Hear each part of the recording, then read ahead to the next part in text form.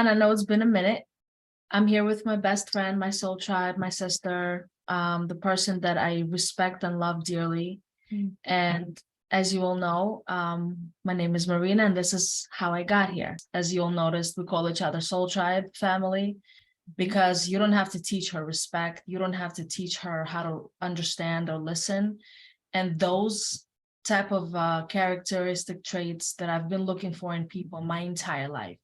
Not to say that I wasn't blessed with the right family or the right friends, I was, but true friendship, and this is what this podcast today is going to be about, true friendship is actually very rare to find because it's not easy to, speak about what's really bothering you and then worry if the other person is going to disrespect you or talk about you to somebody else who doesn't even know you exist.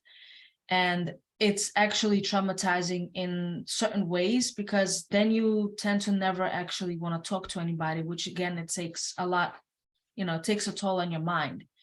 It's extremely important to have those values just even as a person, because knowing that I have someone that I could speak to and I could rely on without being judged is the most important connection outside of your husband, wife, and even kids, family, doesn't matter, is the most important connection that you will ever need in this entire world as, we're living through the whole process of, being humans on this planet.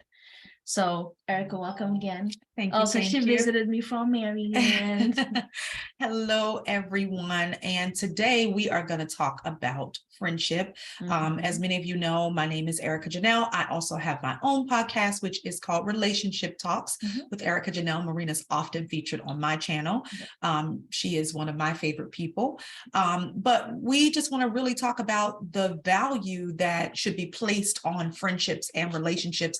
I think a lot of times people take for granted that you actually have genuine people that really want your best interest and don't have ulterior motives. They genuinely want to see you grow. They want to see you thrive.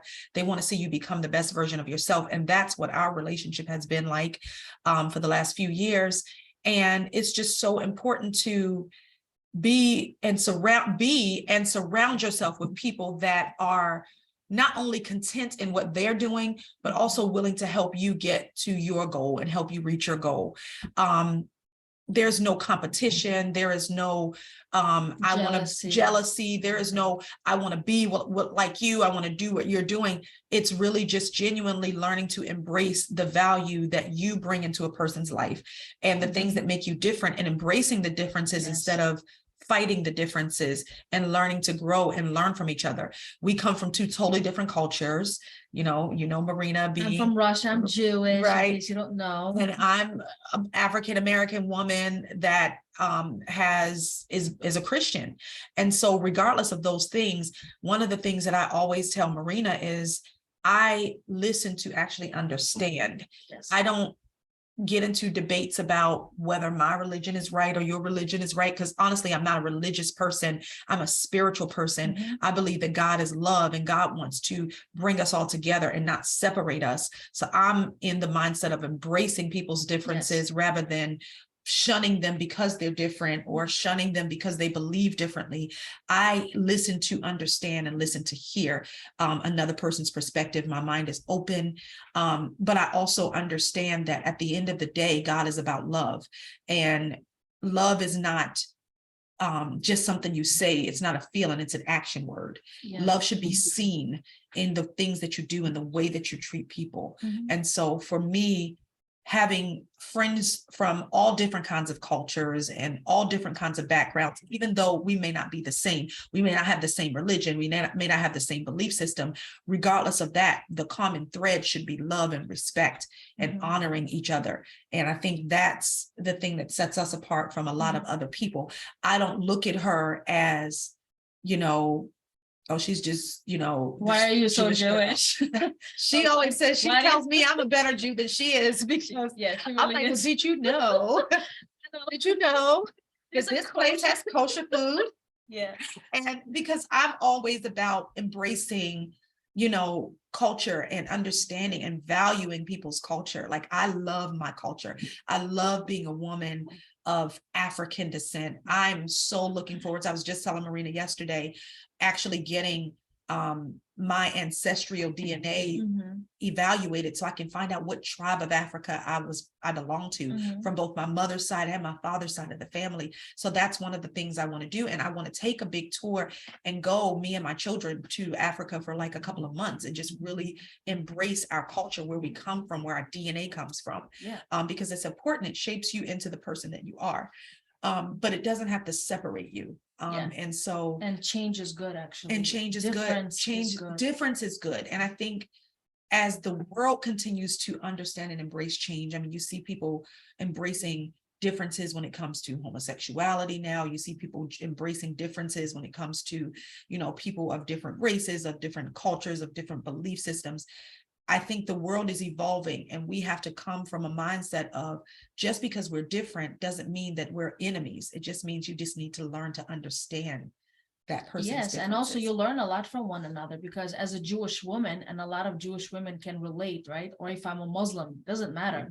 When you're only raising yourself or growing in that Jewish box or Muslim box or Christian box, you're only evolving within the community or within your own, hey, mom did this or aunt did this, or, this girl across the street, she's also from my community, she's doing this, but we're still in the same box. So I'm not saying go ahead and have interracial marriages, but be a little bit open, because you never know. And, people always say, or I usually say, due to my lifestyle, people make mistakes, but God doesn't. So whoever he puts in our place, in our, like path, there's a stepping stone for everything. Don't backstab one another if you no longer want to be in each other's face, but learn that there's a reason why things happen the way they do, because of the people in your life, because you have to learn. So when I made a decision that I want to evolve and move forward, things started happening in my life differently, whether I liked it or not, because again, I asked for it. So when I started working outside and, meeting new people, I eventually started, I realized that I realized that the best part about evolving is accepting who God sends you. You can't pick and choose. I didn't choose her because, I want to have, color in my life. I didn't choose her because, I wasn't against my people when I met her. I just reached out to her from my podcast and we became friends that first conversation. And she didn't look down at me and I didn't look down at her. And the most important part about who we are and why we call each other Soul Tribe family is literally because I feel so comfortable telling her anything. And she never makes me feel like it's not the right decision. It's not the right thing to do. She always says, well, how do you feel about it? And sometimes I felt actually neglected by my own people because we're so in the same box. And if I'm talking about something I want to do that's not fitting our narrative, then I always felt like, there's something wrong. I have to break that, and I have to break myself and just continue in the path of what everybody else is doing. But I think, she's not telling me to change. She's not forcing me to be somebody that I'm not. She's embracing who I am and embracing who I want to be. That is the value of true friendship. Because like a partner in your life, whether it's a wife or a husband or a girlfriend, boyfriend, doesn't matter. Every single person in your life who's in your life right now is supposed to help you grow. And if they're not doing it, then it's not about you following the religion or the steps of, what everybody else is doing. That means that you're just suppressing yourself. And suppression is not something that we have to be okay with.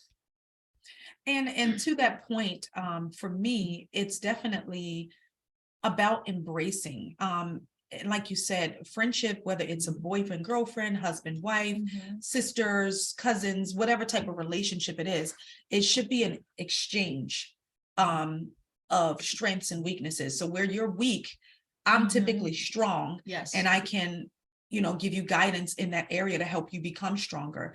There's a lot of healing and a lot of things that I've done in my life that has helped me get to this place. Because you're from another religion, another nationality. So her strengths helped me overcome my weaknesses. So, go ahead. And vice versa. I mean, I feel like I've always had an openness of learning. I don't learn or hear about your differences or your challenges to find a rebuttal or find a debate. It's really to literally learn so I can understand how to relate to you. Right. So even if my everything is about relationships. So if it's about relating to a person, I want to be able to relate to you. So if I know that you're weak in an area, I want to be able to relate to that. Exactly. So friendships should be an exchange of strengths and weaknesses, whether it's a relationship, both male and female, male, don't care, sister, brother, whatever, it should be an exchange. And so I think the challenge is that people nowadays don't value the exchange part of it. So I'm so busy trying to change you into what I want you to be, or you're so busy trying to change me too into what you want me to be, instead of embracing and accepting people's differences and actually getting to understand and learn who they are and why they think the way they think. You're not learning a person to change a person. You're learning a person so that you can know how to relate to a person. For example, parents and children, right? We were both mothers.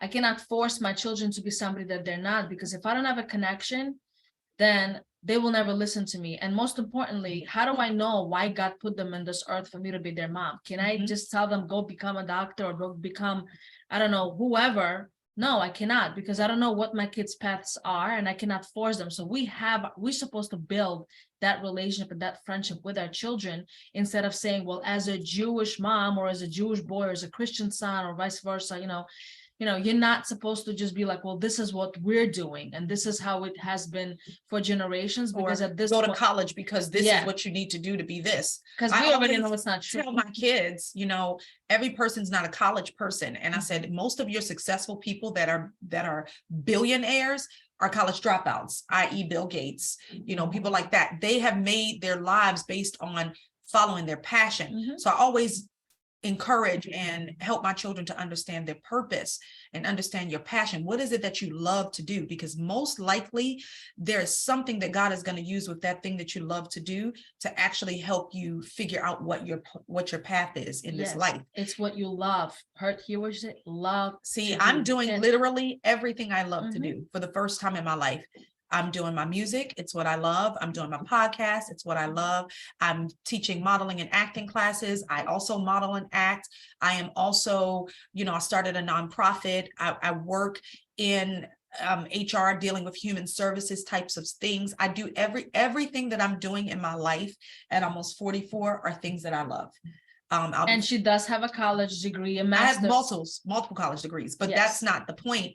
I was able to still, even when I was going to college, I picked something that I loved to do, which was human resources. And God has elevated me in my career, and I'm now a VP. So it took me years to get to this place, but everything that I'm doing right now, I'm doing something that I love, and it makes it easy to wake up and want to do it every day. Exactly. And that is actually the most important thing, because we do need support to a point where if I have to make a decision when I'm going through something that I know that if I call you, you're not even going to bother, that's a problem. So this is how humanity will never evolve. This is why we'll still be going through the same type of cycles. He said, she said, or whatever the case is. Be very understanding of whether you're gonna say, hey, listen, your problem's really nothing. Don't do that, because to me, my problems are a lot. And to her, it's nothing. That's why I'm calling her so that she could help me not to think too much, because I'm emotionally invested in the pile of crap that I've been swimming in for years.